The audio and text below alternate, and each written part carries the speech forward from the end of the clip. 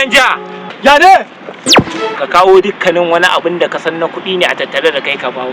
Akan me zai baku dafiya na? Aboki, kana ji na? Yadda muka fito kwacen nan yau, babu babba, babu yaro, na rantsi har na gaji. Hausa giran au kabiran sai mun karba. Ai riga na fara. A yau din nan yanda aka fito sana'an nan, ba yaro ba, ko jariri da ya zo wucewa gurin nan, sai mun karɓi rabon mu. Shi yasa nake yin ka aboki. Kai, kaga wasu ajawunan 'yan fulani nan sun to, mu tashi mu haukan. Kai! Ina za ku? Ina za mu kuma? Gidan gogo za mu. Gidan gogo? To ku kawo abubuwan da ke hannunku. Abubuwan da ke hannunmu? Kai, ki kawo abubuwan kun su kulkula miki karfi a ciki. Mai gida ina maganin karfin da ka sha da kuma na ice da na kwalba. Kila maganin karfen nan na itace da na kwalba baya aiki a kan iri wajen nan mutanen. In ba su kawai iya zo na zai da bujimi. Na zai da bujimi mu je. Na zai da bujimi mu je. Na mai miki da bujimi.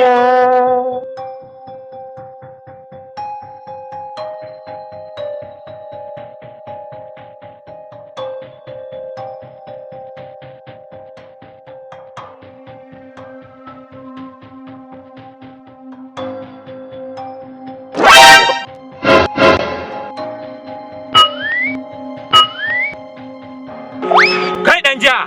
Ya ne? Ka kawo dukkanin wani abin da ka san na kuɗi ne a tattare da kai ka bawo. Akan me zai baku dafiya na? Kaga duk fa abin da kake takama da shi da kuɗin da wayar a garin mu ka samu. Na gane ni ba dan Kano ne. Kai, ba dan Kano ba ko dan tsimbirbira ne ka ba mu ka san dai wannan kwacin baka ba mu hila su kulkula ma. To ku ba ku. Ba ku ba kuna so? To kwa kuna so? Yawwa to ko kai fa ka ceci rayuwarka mana aboki na kai.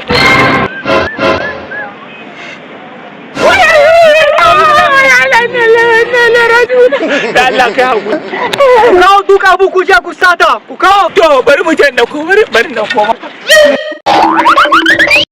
Gashi. Wa na Bature kaya mu ne. Barayi ne suka kwashe mana. Bature Allah ba albarka malam Bature. Bature kai malam Bature.